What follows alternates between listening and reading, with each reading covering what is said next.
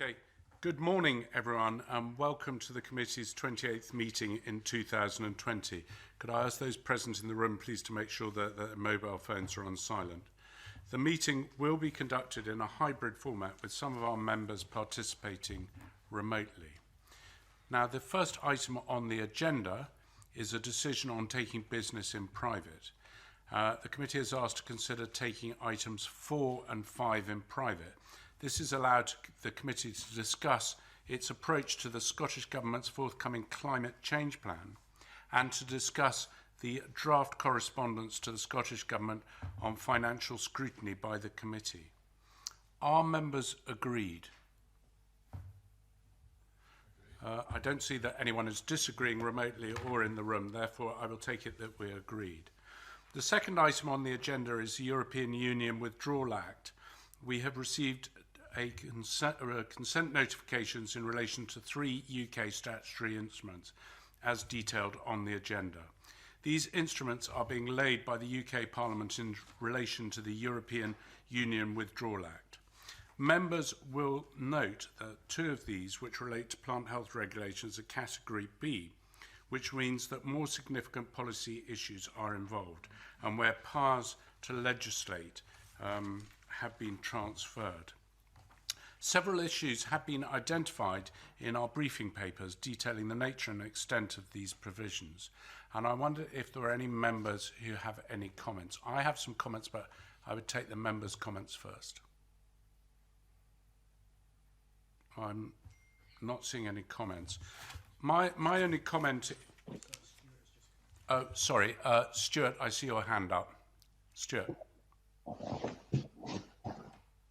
Thank you very much, Convener.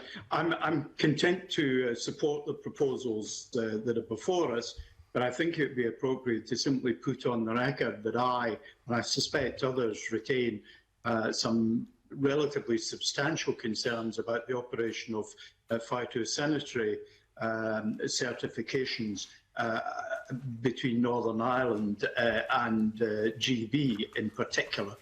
Particular Scotland. This is an issue for food and food generally, fish, potatoes and so on and so forth, which are potentially issues for my constituents and the constituents of others in the room, which reminds me, Presiding Officer, Convener, I should just declare that I own a registered agricultural holding jointly with my spouse and take no income from it. The papers before us make that point, and the point is also made that the Scottish and UK governments continue to discuss that, and we are not being advised that they're anticipated to be long-term problems. But nonetheless, in the advance of seeing the final outcome, I think it's important simply to record that concerns about that remain. Thank you, Convener. Thanks, Stuart. Emma Harper, I think you'd like to say something. Emma. Thank you, Convener. Good morning, everybody. It's just kind of on the back of what Stuart Stevenson is saying. I note in its paragraph 29 of our papers, it talks about a phased approach for checking plants, and that it would be performed only on certain high-risk plants. And so in reading through and looking at different issues, I am concerned about protecting potato crops, for instance, because there's 8 particular diseases, and one of them is a potato fly beetle, which comes from North America, but we're already seeing it in Spain and Portugal. And so we know how important seed potatoes are for Scotland. It's a £200 million industry, and there was issues raised, I think last week, about potatoes going to Ireland. So I'm just want to make sure that we are keen to see how this progresses, to make sure that that the nature of checks are conducted in a way that protects our very valuable seed potato produce. Thank you, Emma. I'm just looking to see if anyone else. Oliver, you'd like to make a comment.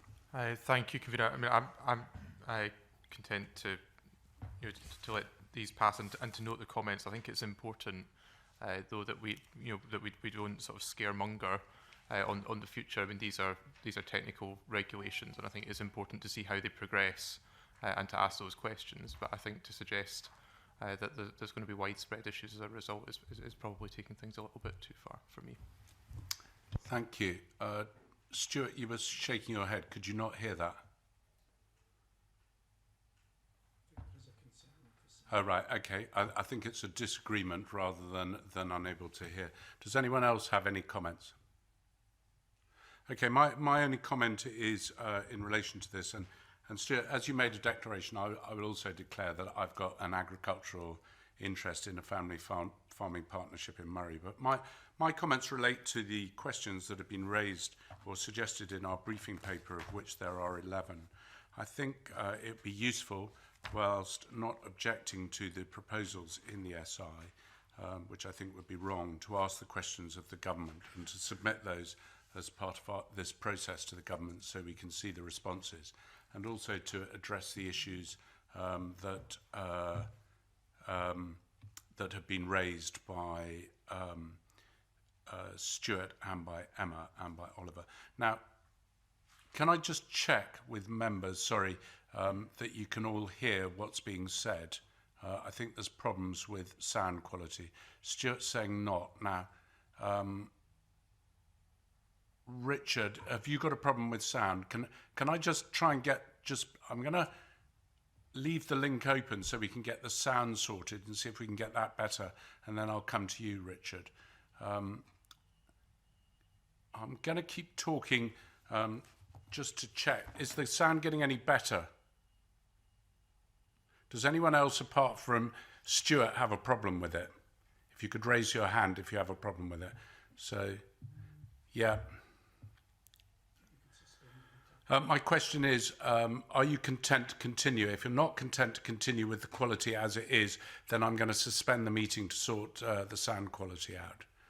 Could you put any comments you have in the chat room function so I can see, please?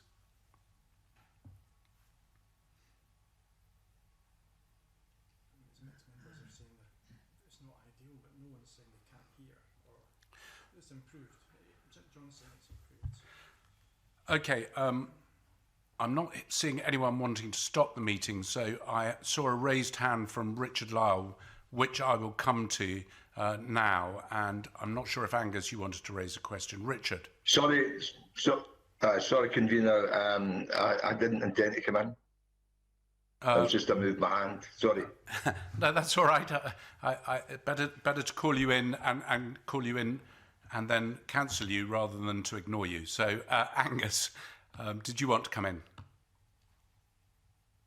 Yeah, thanks, convener. It's just to say it seems to be the problem's just from the committee room. I can hear everyone who's remote without a problem. So, just to make you aware.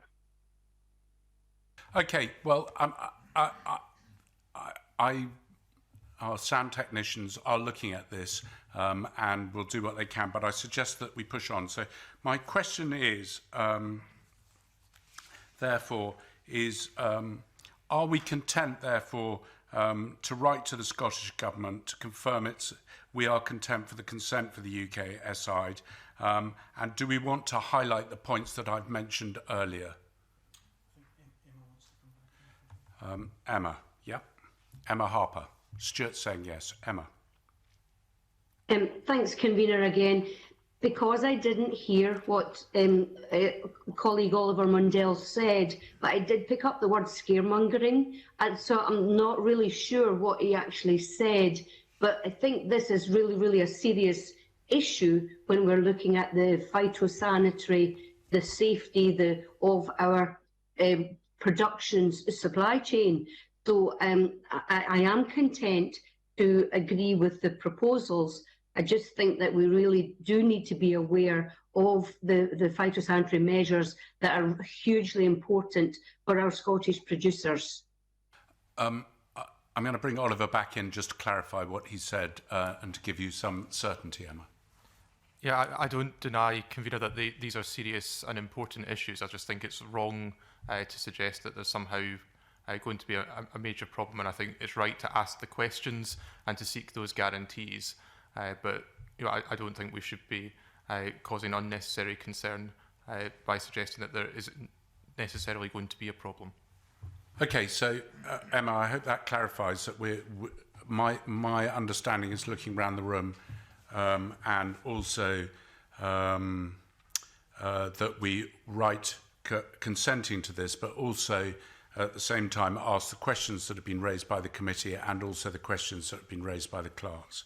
So unless I see any shakes of the head, R's or whatever, that's the way we're going to go forward. So we are agreed. So the next item on the agenda is the consideration of correspondence from the Scottish Government. This relates to two UK statutory instruments. These instruments have been laid before the UK Parliament in relation to the European Union Withdrawal Act. Now, the committee is not being asked to give consent to these SIs, as the UK Government considers they relate to reserved matters. Scottish ministers, however, consider that consent is required. Now, my question is does the committee wish to note the correspondence and respond to the Scottish Government to be kept updated on these SIs as things progress? Does anyone have any comments contrary to that, or are we happy to go with that?